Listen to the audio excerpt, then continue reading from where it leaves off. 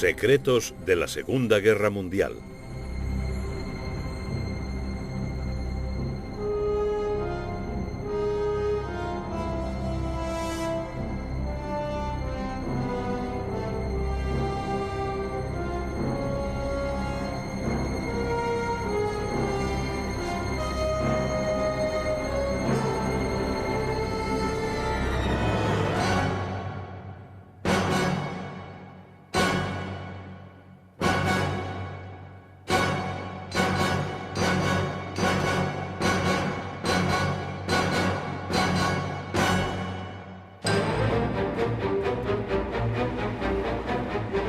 Misión secreta en el norte de África.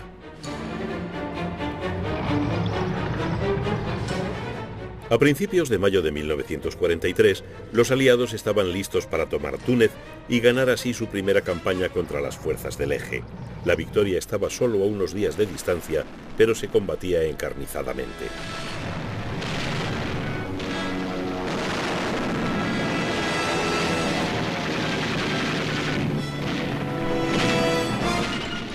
Al término de la campaña, 275.000 soldados alemanes e italianos habían caído prisioneros. Pero esta victoria aliada era el resultado de una operación excepcional llevada a cabo por uno de los más notables submarinos de la guerra, el HMS Seraph, especializado en misiones secretas. Iba a salvar miles de jóvenes vidas aliadas. El Seraph tenía otra peculiaridad. Era la única nave aliada en la que se ejercía un mando dual a cargo de las armadas británica y norteamericana. 2 capitanes y 2 banderas.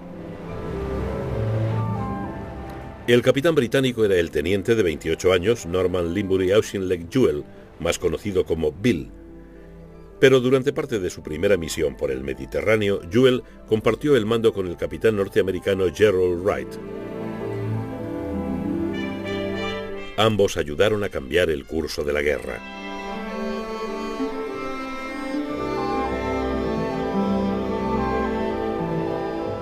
El Seraph sobrevivió a la guerra para convertirse en el más antiguo submarino de la Royal Navy en servicio, pero recibió su primera misión secreta poco después de concluir su periodo de pruebas en mayo de 1942. Votado en noviembre de 1941, el Seraph era un submarino de clase S, armado con torpedos de 21 pulgadas en la proa y con una ametralladora de 3 pulgadas en la cubierta de proa. Transportaba 12 torpedos y su tripulación de 44 oficiales y marineros se alojaba en camarotes atestados, el destino tradicional del tripulante de submarinos. El encantador y modesto comandante del Seraph medía más de 1,80 m, lo que le hacía, como ocurría con tantos pilotos y marineros, absurdamente grande para el reducido espacio de su nave.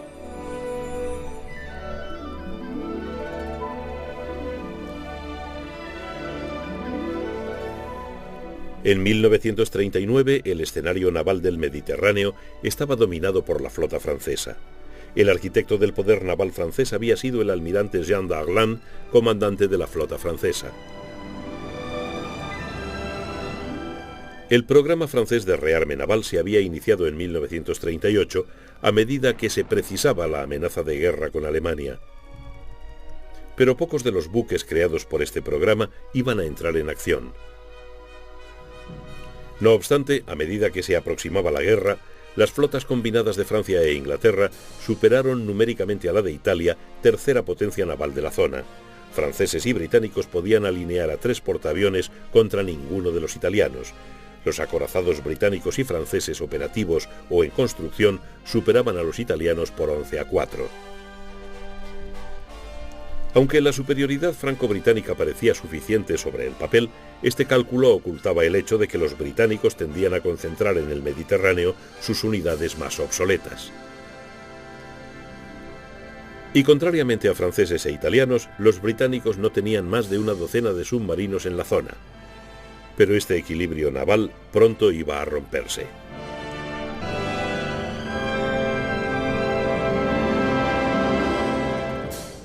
El 10 de mayo de 1940 Alemania invadió Francia. El ejército francés y sus aliados británicos no pudieron resistir ante los blindados y las fuerzas aéreas alemanas.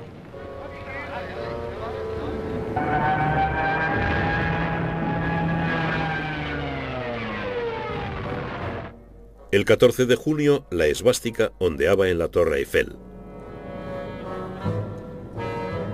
Y Adolf Hitler hacía su primera y última visita a París, el conquistador de turista. 4 días antes, el aliado de Hitler, el dictador italiano Benito Mussolini, había declarado la guerra a Francia. Mussolini se había mantenido en reserva hasta que la derrota francesa fue totalmente evidente. Pero entonces envió a 2 ejércitos a través de los Alpes para apoderarse de la jugosa golosina de la Riviera francesa. Solo se interponían en su camino 4 divisiones francesas, pero no les costó mucho detener a los italianos. Finalmente estos tuvieron que solicitar de los alemanes algunas unidades de transporte aéreo para poder enviar un batallón por detrás de las líneas francesas y asegurar el éxito. Era una temprana señal de que el aliado italiano iba a ser más una carga que una ayuda para las ambiciones estratégicas alemanas. La batalla de Francia había terminado y su envejecido líder, el mariscal Pétain, aceptó la partición de su país. Los alemanes ocuparon todo el norte y el oeste de Francia, incluyendo París y los puertos del Canal de la Mancha y del Atlántico. Oficialmente Pétain gobernaba el resto, incluyendo las colonias francesas del norte y del oeste de África, así como Indochina. El primer ministro británico Winston Churchill estaba ahora preocupado por el destino de la flota francesa. Si alemanes o italianos se apoderaban de ella, la situación de la Royal Navy en el Mediterráneo se vería gravemente amenazada. Eso era algo que la Royal Navy debía evitar.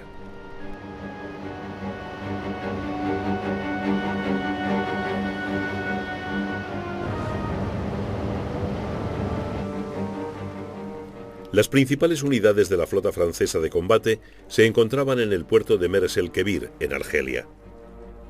El 3 de julio de 1940, una fuerza especial británica mandada por el vicealmirante Somerville atacó Mers el-Kebir.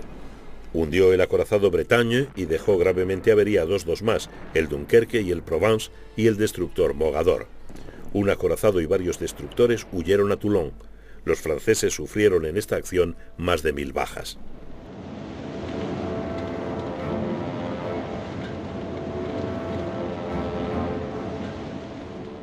La operación logró su objetivo, pero dejaría un persistente resquemor entre Francia e Inglaterra.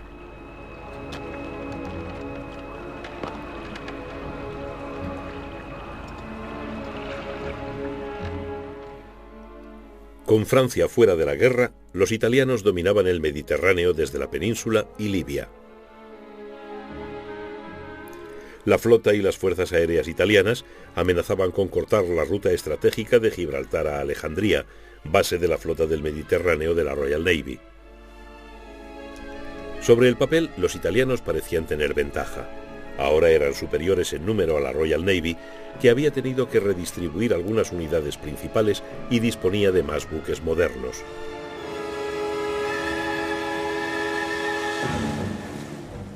Pero a pesar de esa buena planta, el alto mando italiano no estaba dispuesto a arriesgarse a un encuentro con la flota británica.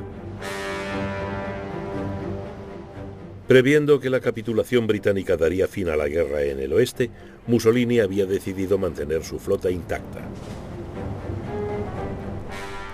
El comandante de la flota británica del Mediterráneo, el almirante Cunningham, era un marino cuya tarea principal era destruir la flota italiana de combate y garantizar la ruta de suministros hasta Malta y Egipto.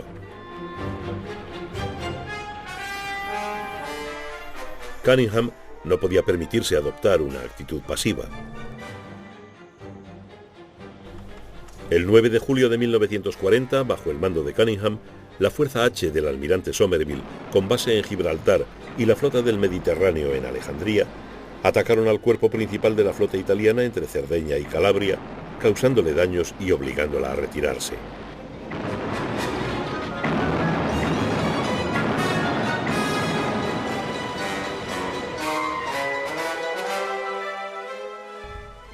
Cunningham sabía que el control del Mediterráneo central y de los campos de batalla del norte de África se centraba de manera vital en conservar Malta, una isla a 75 kilómetros al sur de Sicilia. Malta estaba poderosamente fortificada y disponía de baterías antiaéreas y de costa, pero su supervivencia dependía de la regularidad de los convoyes desde Gibraltar. Estos fueron sistemáticamente atacados por las fuerzas aéreas italianas.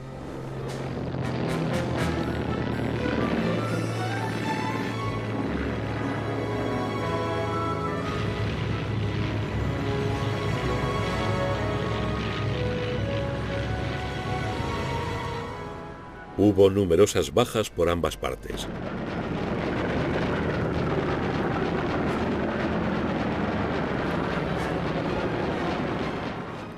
Pero Malta resistió. En noviembre, Cunningham decidió utilizar su portaaviones para lanzar un audaz ataque contra la base naval italiana de Tarento, en el tacón de la bota italiana. Dos oleadas de biplanos Swordfish, obsoletos pero eficaces, atacaron Tarento por la noche.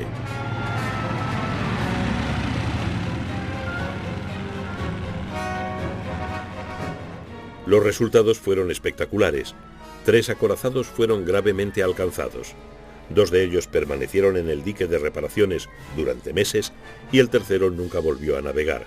La flota italiana de combate se retiró de Tarento. No les iba mejor a los italianos en el norte de África. En diciembre de 1940, la fuerza occidental británica, mandada por el mariscal de campo Wavell, había derrotado a un ejército italiano mucho más numeroso que había invadido Egipto desde Libia. Los británicos hicieron retroceder 750 kilómetros a los italianos. Por el camino tomaron 130.000 prisioneros. Los desastres italianos se acumulaban. En octubre de 1940, Mussolini, molesto por no haber sido consultado sobre la ocupación alemana de Rumanía, organizó la invasión de Grecia desde Albania. Los griegos quebraron el avance italiano y empezaron a expulsarlo de la mayor parte de Albania. El mariscal de campo Wavell recibió la orden de enviar refuerzos británicos a los griegos. Pero cuando los alemanes iniciaron su propia invasión de los Balcanes en abril de 1941, los británicos tuvieron que hacer frente a su tercera gran evacuación de la guerra. Los transportes alemanes que volaron sobre el Partenón de Atenas se emplearon después para la invasión aerotransportada de Creta, defendida por 10.000 soldados griegos y 32.000 británicos evacuados de Grecia continental.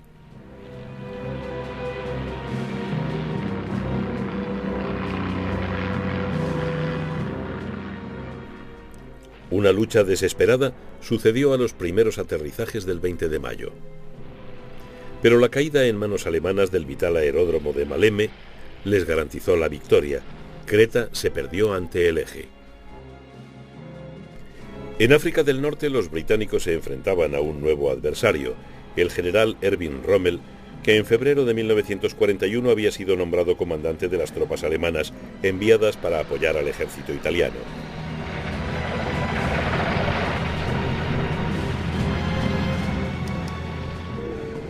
Pero Rommel no tenía la intención de contentarse con un papel secundario en el desierto occidental. Su Afrika Korps se puso pronto en movimiento.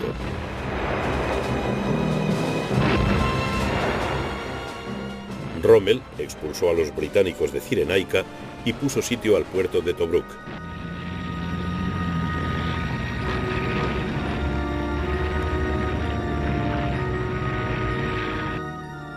Su primera ofensiva inauguró una campaña de vaivenes durante la cual Rommel amenazó constantemente al poder británico en Egipto. Mientras tanto, en agosto de 1941, Winston Churchill se reunía con el presidente Roosevelt en Plasencia Bay, Terranova. Los dos hombres hablaron de los planes de guerra contra Alemania, pero su puesta en práctica exigía la entrada en guerra de los Estados Unidos. Churchill se consumía de impaciencia.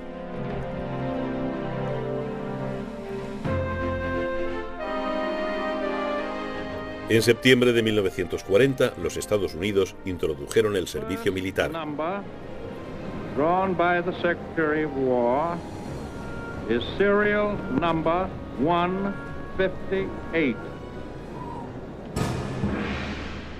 Esa espera terminó el 7 de diciembre de 1941, cuando los japoneses atacaron la gran base naval norteamericana de Pearl Harbor, en Hawái, sin previo aviso. Fue una operación inspirada por el éxito británico en Tarento.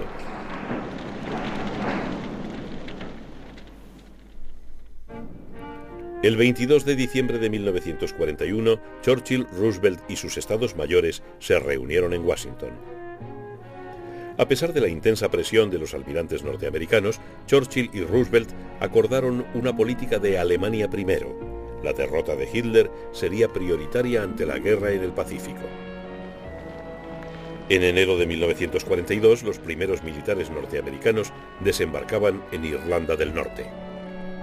Eran la vanguardia del poderoso ejército que iba a liberar Europa Occidental, pero de momento harían un poco de turismo.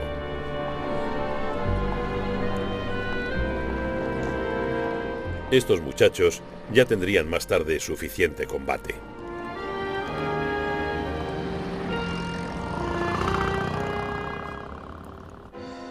En el verano de 1942, Rommel infligió una importante derrota al octavo ejército británico, capturó Tobruk y persiguió a los británicos por Egipto.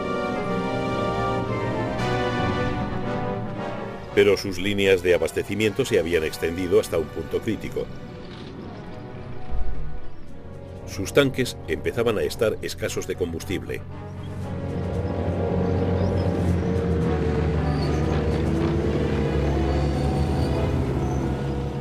En este momento crítico, cuando la batalla del desierto occidental alcanzaba su punto culminante, el HMS Seraph llegó al Mediterráneo para unirse a la octava flotilla de submarinos de la Royal Navy. La guerra submarina siempre es arriesgada, pero las condiciones del Mediterráneo multiplicaban por dos el peligro. Las aguas claras facilitaban la labor de detección de submarinos bajo la superficie de las patrullas aéreas. Y la costumbre de la Armada italiana de arrimarse a la costa, en donde las aguas son poco profundas, impedía la inmersión en profundidad de los submarinos británicos. Cuando el submarino patrullaba, la rutina transformaba el día en noche. Al salir el sol, el submarino se sumergía y se servía el desayuno cuando caía la noche y empezaba la jornada de trabajo. El 19 de septiembre el Seraph partió para su primera misión: transportar a un equipo de piragüistas para explorar algunas playas de la costa argelina. Los piragüistas desembarcaron de noche. De día, el Seraph recorrió la costa tomando fotos por el periscopio. La tripulación del Seraph ya barruntaba que se preparaba una invasión del norte de África, pero nadie sabía dónde ni cuándo. Los rumores eran cosa corriente en Gibraltar. De momento se concentraban en su tarea de reunir información. Cuando regresaron a Gibraltar el 12 de octubre, se habían convertido en expertos en la costa de Argelia.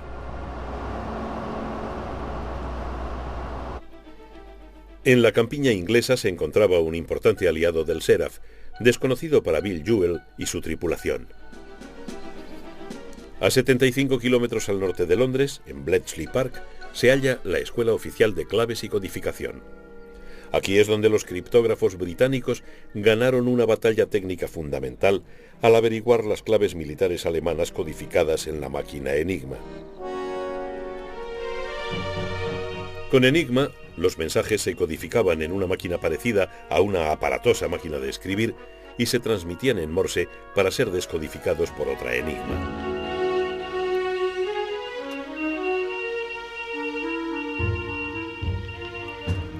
Hacia finales de la guerra, el alto mando alemán creía que estas series, aparentemente casuales de letras, eran indescifrables, pero los criptógrafos y analistas de Bletchley las leían e interpretaban sistemáticamente y en grandes cantidades. Las transmisiones de Enigma en el Mediterráneo, de nombre clave Ultra, permitieron a los equipos de Bletchley descubrir los horarios de partida y los cargamentos de los convoyes de abastecimiento del Africa Corps. Se encargó el trabajo a la Fuerza Aérea del Desierto.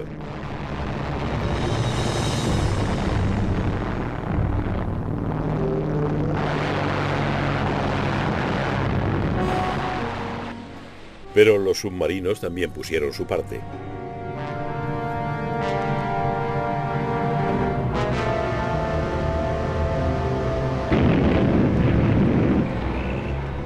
Mientras Rommel luchaba contra la escasez de suministros, el octavo ejército disfrutaba de una reestructuración general.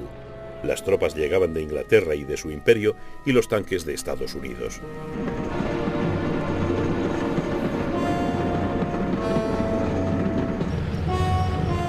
El general Montgomery, nuevo comandante del octavo ejército, confiaba en poder derrotar a Rommel en una batalla de desgaste.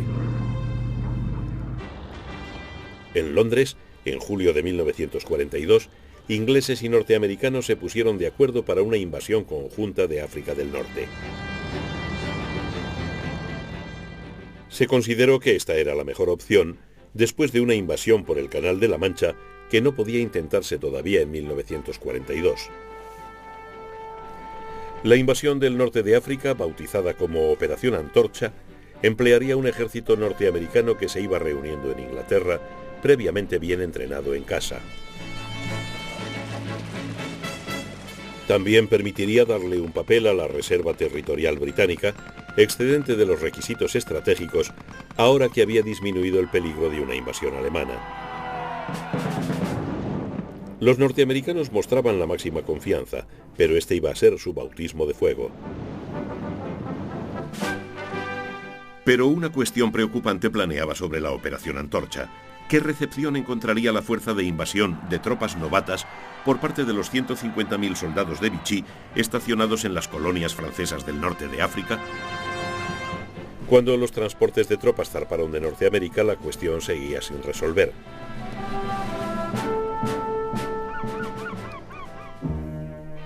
El comandante en jefe de la Operación Antorcha era el general norteamericano Dwight Eisenhower.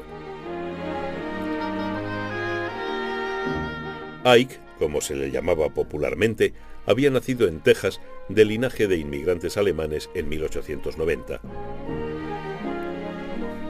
Su carrera le iba a llevar muy lejos de Texas.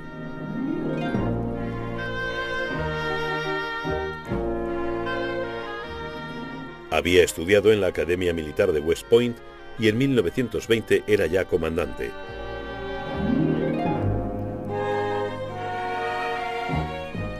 Cuando Norteamérica entró en guerra, fue nombrado por el general George Marshall, jefe del Estado Mayor del Ejército, jefe de la División de Planes de Guerra y poco después jefe de la División de Operaciones. El mismo año, Eisenhower fue ascendido a comandante de las tropas norteamericanas en Europa. La Operación Antorcha se dividió entre tres fuerzas especiales: la occidental, transportada directamente de Estados Unidos hasta Casablanca; la central, que zarpando de Inglaterra se dirigía a Orán; y la oriental, una fuerza angloamericana cuyo objetivo era Argel. Desembarcarían justo después de una importante ofensiva contra Rommel en el Alamein. Las actitudes de ingleses y norteamericanos respecto de Vichy eran radicalmente distintas. Los norteamericanos habían mantenido las relaciones con el gobierno de Pétain y estaban dispuestos a negociar con él, pero desde junio de 1940 los británicos veían en Vichy a un enemigo. En la propia Francia, Pétain seguía siendo popular. También existía un importante movimiento fascista francés. En el norte de África, el recuerdo de Mers-el-Kébir era aún muy reciente. En África Central, sin embargo, se apoyaba al líder francés exiliado, el general de Gaulle.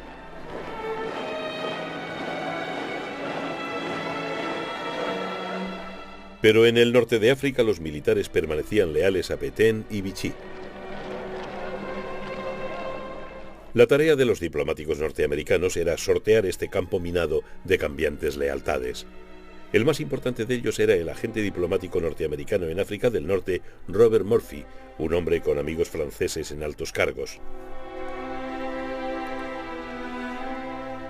Murphy había instalado una red de información con el consentimiento del comandante en jefe de las fuerzas francesas en África del Norte, el antinazi general Weygand. Semanas antes de los desembarcos de la Operación Antorcha, Murphy fue llamado a Washington para informar personalmente al presidente y al general Marshall. Murphy comunicó a Marshall que muchas cosas dependían de tres figuras clave de la Francia de Vichy. El oficial superior más pro-norteamericano era el general Mast, segundo comandante de las fuerzas francesas en Argelia.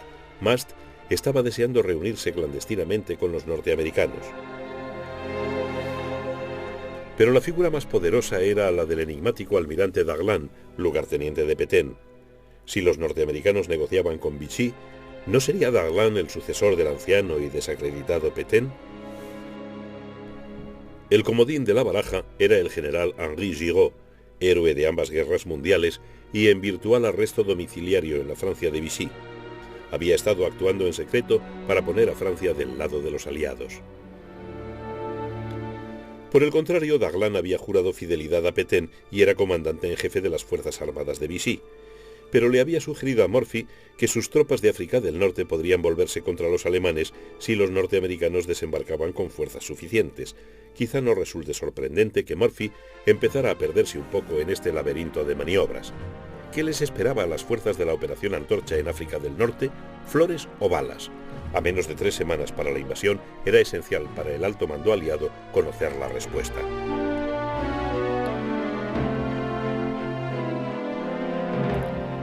Decidieron aceptar la solicitud de Mast y enviar una misión de alto secreto a Argelia para hablar con los elementos militares pro-aliados de Vichy. Mast recibió el nombre convencional de flagpole, asta de bandera. Sería el primer contacto.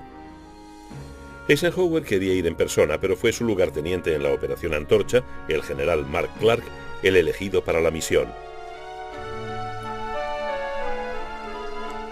El desgarbado y dinámico Clark había gozado de una ascensión fulgurante en el ejército norteamericano, pues en 1940 solo era teniente coronel. Clark había nacido en 1896 en una familia de militares.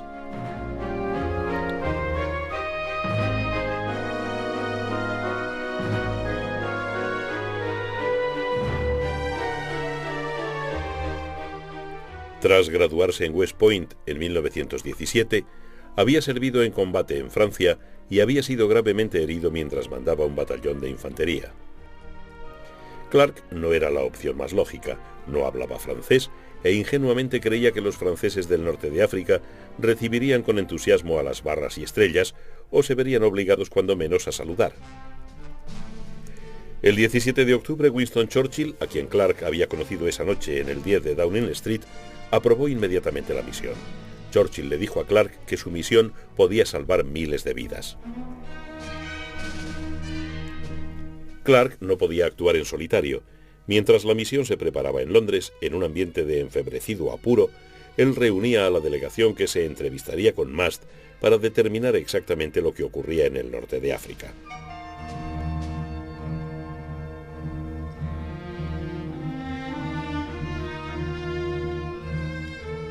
Sus miembros eran el general de brigada L.L. Lemnitzer, jefe de la sección de planes de las fuerzas aliadas, cuya tarea sería conseguir información sobre el despliegue de las fuerzas militares de Vichy.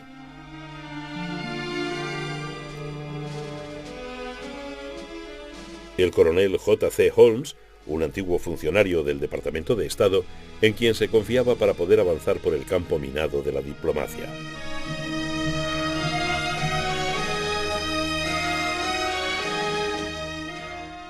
El coronel Arch Amblen, especialista en transporte y suministros de Antorcha, que trataría de lograr información sobre las capacidades portuarias.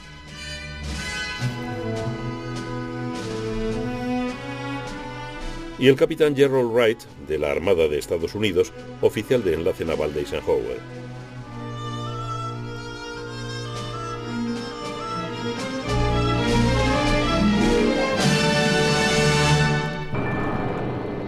Al amanecer del 19 de octubre, Clark y su grupo despegaron hacia Gibraltar en 2 B-17.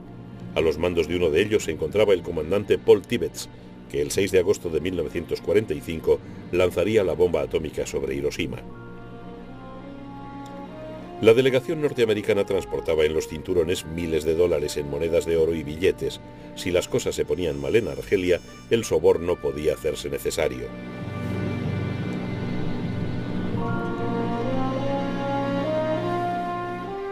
A su llegada a Gibraltar, Clark y sus compañeros fueron recibidos en la Casa de Gobierno, residencia del gobernador, el general Sir Frank Mason McFarlane.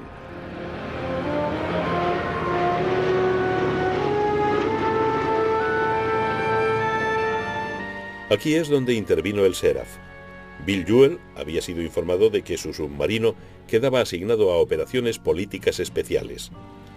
La orden del almirantazgo añadía: es imprescindible la máxima discreción a la hora de informar a los oficiales y todas las órdenes subsiguientes deben ser destruidas inmediatamente después de aprenderlas de memoria.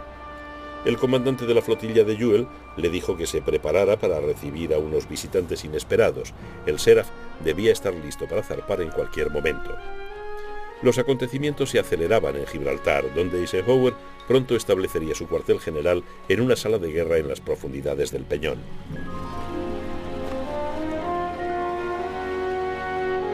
En la casa de gobierno, Jewell estaba descubriendo lo especiales que eran sus invitados y la naturaleza de la operación política a la que el Seraph había sido asignado. No solo debía transportar a Clark y a su delegación al norte de África, sino que también debía albergar a su escolta. 3 comandos británicos al mando del capitán Godfrey Jumbo Kearney acompañarían a los norteamericanos. Jewell conocía bien a Kearney y a sus compañeros, el capitán Livingston y el teniente Foote, desde los tiempos de sus entrenamientos en Holy Loch, Escocia. Iban armados hasta los dientes y preparados para todo, aunque no supieran exactamente lo que podían esperar.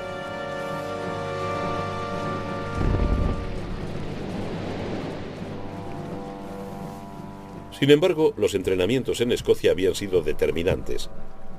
Estos comandos eran especialistas en plegar canoas de tela, los denominados fall boats. Con esos botes, Clark y sus hombres desembarcarían en Argelia para reunirse con el general Mast. Por desgracia, ninguno de los norteamericanos había podido practicar con ellos.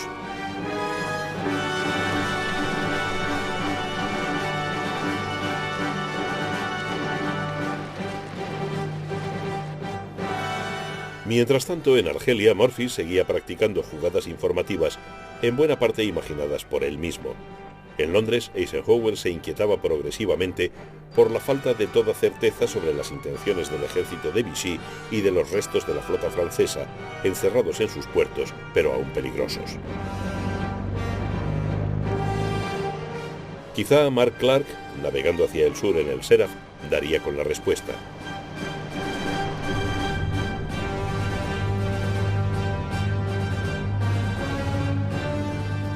A las 4 de la madrugada del 21 de octubre, el Seraph llegó a su objetivo, la playa de Cherchell, 75 kilómetros al oeste de Argel. Jewell identificó el edificio de tejas rojas, una granja deshabitada apartada de la playa, en donde Clark tenía que reunirse con Mast. Cuando clareó, el Seraph buscó aguas profundas y se sumergió. Tenía que volver por la noche y a las 11, tras una angustiosa espera, la señal luminosa preestablecida apareció en la casa.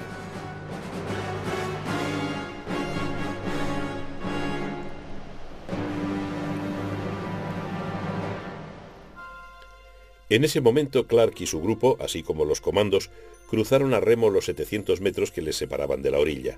Habían tomado la precaución de interrumpir el viaje desde Gibraltar para practicar la maniobra.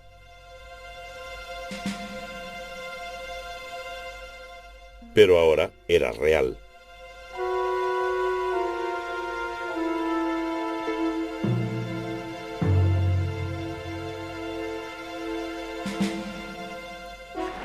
Una tensa hora después, los comandos comunicaron por señas y luego por radio que todos habían desembarcado y que el comité de recepción previsto les esperaba. El Seraph desapareció en la oscuridad para recargar sus baterías y esperar.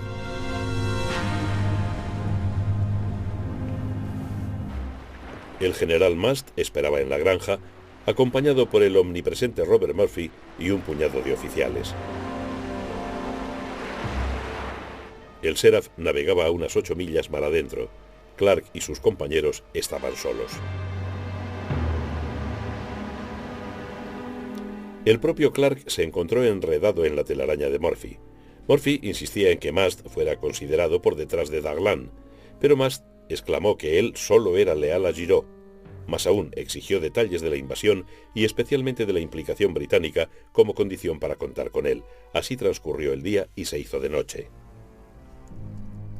Mientras se seguía discutiendo, unos funcionarios de aduanas, informados de unas idas y venidas a una casa previamente deshabitada, decidieron ir a ver. Podían ser contrabandistas nocturnos. Fueron a investigar. Clark y sus compañeros escaparon bajando a la bodega por una trampilla. Con la respiración contenida, podían oír a Murphy y Mast por encima de ellos, intentando convencer a los aduaneros de que habían interrumpido una juerga. Ahora el tiempo corría deprisa para los norteamericanos. Al salir de la bodega, la delegación de Clark y los comandos volvieron a la playa, esperando reembarcar rápidamente en el Seraph. Pero el tiempo había empeorado. El mar se estaba encrespando y pronto fue implanteable botar las endebles lanchas. Jumbo Courtney casi ahoga a Clark en un fracasado intento por alejarse de la playa. Decidieron esperar a que amainara antes de volver a intentarlo. No podían volver a la casa, así que esperaron entre las dunas. Esta desagradable noche en blanco le dio a Clark la oportunidad de reflexionar sobre su reunión con Mast. Clark se había negado a comentar los planes de los aliados o a descubrir qué parte de la fuerza de invasión estaba ya en camino, pero había conseguido información importante: la capacidad de tonelaje de los puertos de invasión, los planes navales franceses para rechazar el desembarco, en qué puntos habría una fuerte resistencia y en cuáles sería solo aparente. En la madrugada del 23, el Seraph se acercó a 450 metros de la orilla. El mar seguía grueso, pero con sus prismáticos Courtney había descubierto centinelas por el este y por el oeste. Decidieron hacer otro intento. Por razones nunca explicadas, Clark se dejó los pantalones del uniforme con la etiqueta de identificación en la playa. Una de las lanchas se anegó. Las olas se tragaron los documentos, dólares de oro y las armas.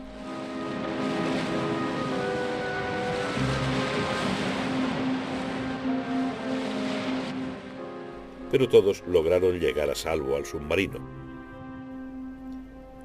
Una vez reembarcados Clark, sus compañeros y la escolta, el Seraph se alejó rápidamente de tan peligrosa costa. A la mañana siguiente los norteamericanos pasaron a un hidroavión Catalina que los devolvió a Gibraltar para informar a Eisenhower.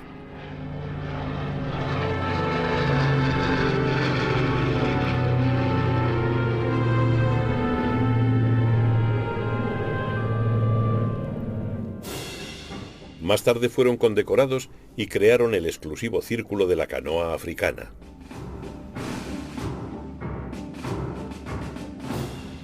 Cuando Clark llegó de vuelta a Gibraltar, Montgomery ya había lanzado la ofensiva del Alamein contra el Africa Corps.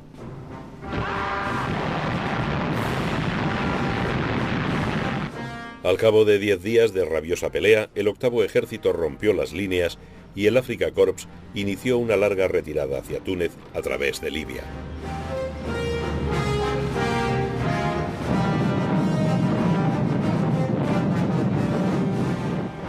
Mientras se combatía duramente en el Alamein, la fuerza de invasión de la Operación Antorcha se acercaba a la costa norteafricana.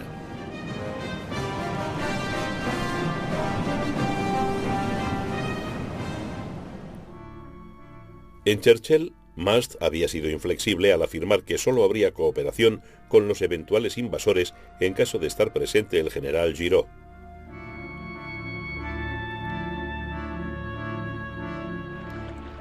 Con el tiempo previo agotándose, la invasión estaba prevista para el 8 de noviembre, se tomó la decisión de traer a Giraud desde el sur de Francia. De nuevo se eligió al Seraph para esta misión secreta.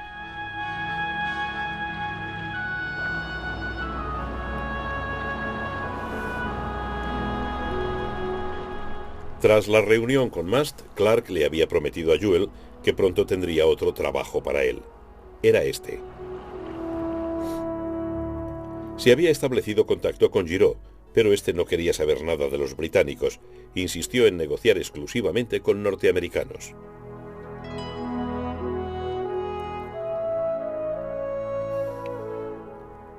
Para esta segunda misión, el HMS Seraph tuvo que transformarse en el USS Seraph, bajo el mando nominal del capitán Gerald Wright.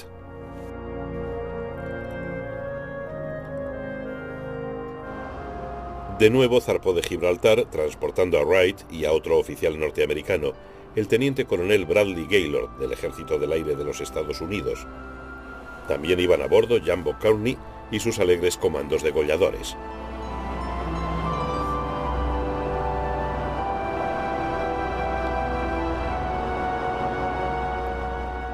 Ahora tenían que arriar la Union Jack para izar las barras y estrellas, mientras los comandos jugaban a adoptar acento americano. El hombre al que tenían que sacar de la Francia de Vichy no era un vulgar comandante, era un patriota y alguien a quien los aliados sabían que tenían que tratar con guantes de seda. Giraud recibió el nombre convencional de Kingpin, piedra angular.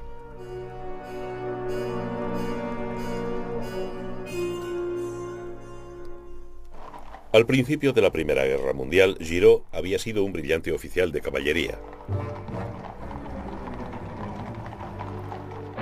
Pero el frente occidental no resultó lugar adecuado para la caballería. Giraud saltó a la fama al escapar audazmente de un campo de prisioneros en Alemania.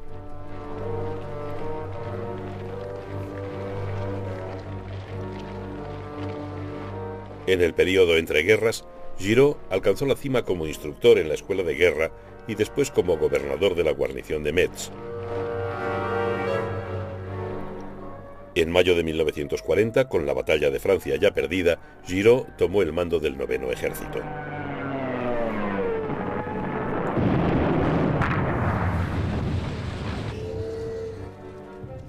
Era una herencia militar en quiebra.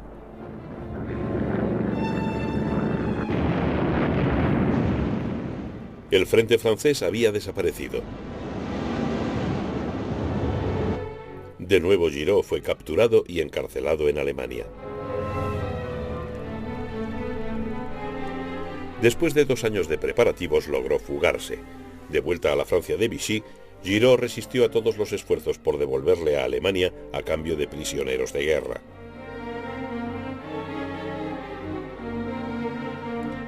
En otoño de 1942, Giraud inició conversaciones secretas con el general Mast. Giraud había previsto los planes de invasión aliados y se consideraba adecuado para tomar el mando cuando se produjera el desembarco. El gran ausente de estas maniobras fue el general de Gaulle, líder de la Francia Libre en Londres.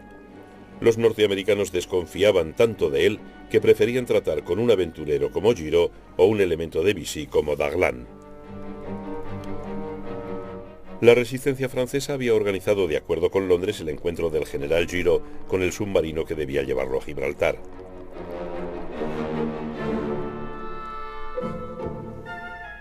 El punto de reunión era el pueblecito turístico de Le Lavandou. Otro submarino británico, el HMS Sibyl, estaría también allí con otro equipo de franceses. En la noche del 5 de noviembre, el Seraph esperaba a Giraud mar adentro de una playa cercana a Le Lavandou. Hubo numerosos retrasos y finalmente un pescador local tuvo que llevar al general. Todo esto constituyó un asunto especialmente penoso para los nervios de Juel y sus hombres, agravado por la presencia de una torpedera alemana que afortunadamente no descubrió al submarino en superficie. Cuando Giraud subió finalmente a bordo del Seraph, quedó claro que había comprendido el truco de las banderas. Y para consternación general, hablaba un inglés perfecto. Giraud también rehusó firmar una declaración política preparada por Eisenhower, afirmando con falsa ingenuidad que él era un simple soldado que no podía implicarse en política.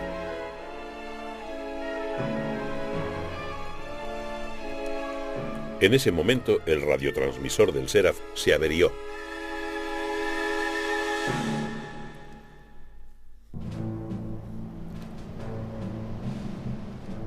La flota de invasión estaba ya en su última fase de reunión, constituyendo una concentración demasiado importante para seguir oculta a la inteligencia alemana. Las inexpertas tropas se preparaban para el combate. La inteligencia naval alemana observaba el avance de la flota de invasión, pero había deducido equivocadamente que se trataba de un gigantesco convoy hacia Malta. Pero alguien observaba a los observadores. En los barracones de inteligencia de Bletchley Park, los criptógrafos vigilaban cada movimiento alemán. Los mensajes descodificados de la Luftwaffe transmitieron la tranquilizadora información de que no estaban previstos refuerzos para el norte de África en previsión del cercano día D.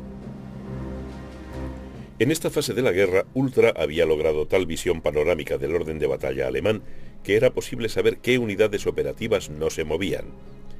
En inteligencia, lo negativo también puede ser muy positivo.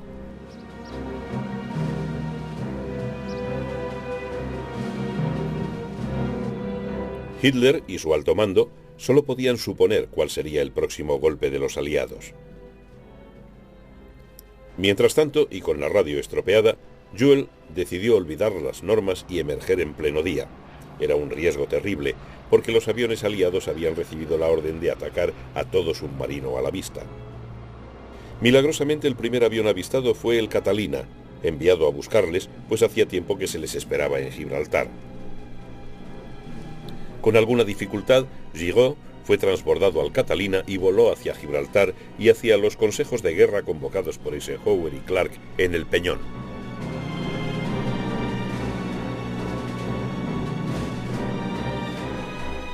Eisenhower había sacado premio, pero Giraud era un cliente quisquilloso, y estaba en Gibraltar, no en Argel.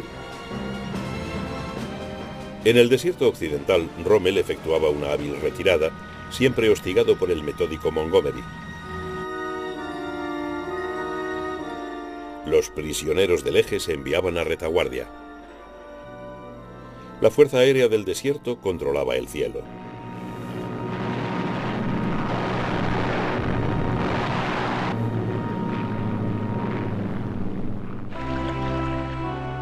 Era medianoche menos un minuto para las colonias de Vichy del norte de África, el momento de la decisión para las fuerzas francesas de Vichy y sus comandantes.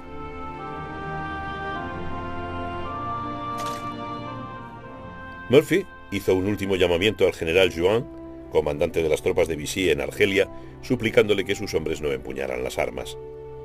Juin le replicó que recibiría contraorden de Daglan, la auténtica piedra angular del sector de la Operación Antorcha. Daglan se encontraba en Argel, aparentemente en visita privada.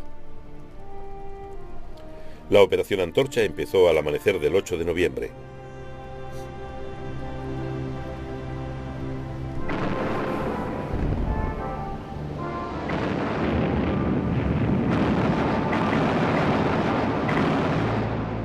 Las fuerzas especiales central y occidental recibieron una candente acogida por parte de las unidades navales francesas. El desembarco se realizó en medio de una considerable confusión. En Casablanca, las tropas que avanzaban hacia el interior se vieron envueltas en duros combates callejeros.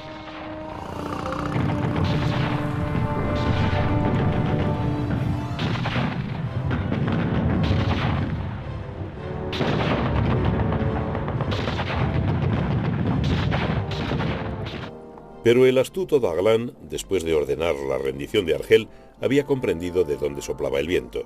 El 11 de noviembre firmó un armisticio con los aliados. Empezaron las detenciones de colaboracionistas.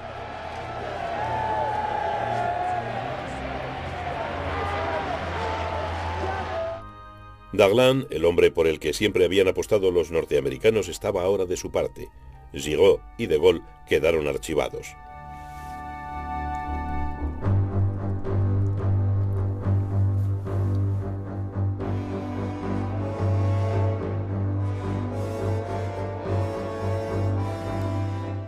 La reacción de Hitler fue veloz. Sus tropas invadieron la zona libre de Francia. Al anochecer del 11 de noviembre, toda Francia estaba bajo ocupación militar alemana y el gobierno de Pétain era un cero a la izquierda.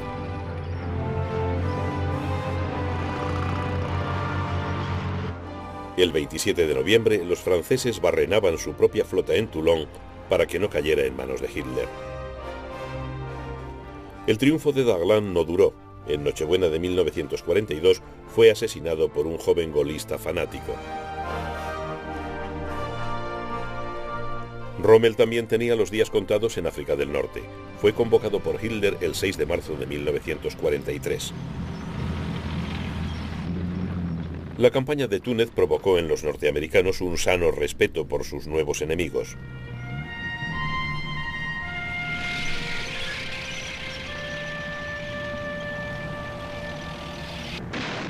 Pero esos duros combates proporcionaron tanto a la tropa como a sus jefes la experiencia necesaria para luchar hasta la liberación de Europa.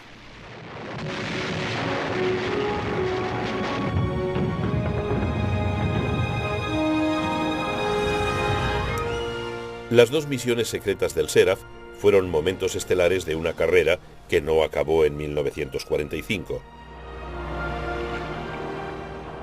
Bill Jewell y su tripulación demostraron que la fortuna ayuda a los audaces.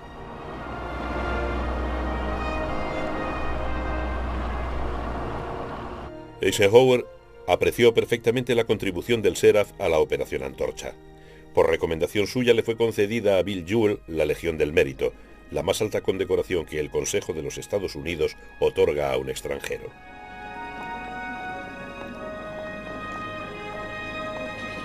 En opinión de Eisenhower, el Seraph y su valiente tripulación ayudaron a salvar miles de vidas aliadas.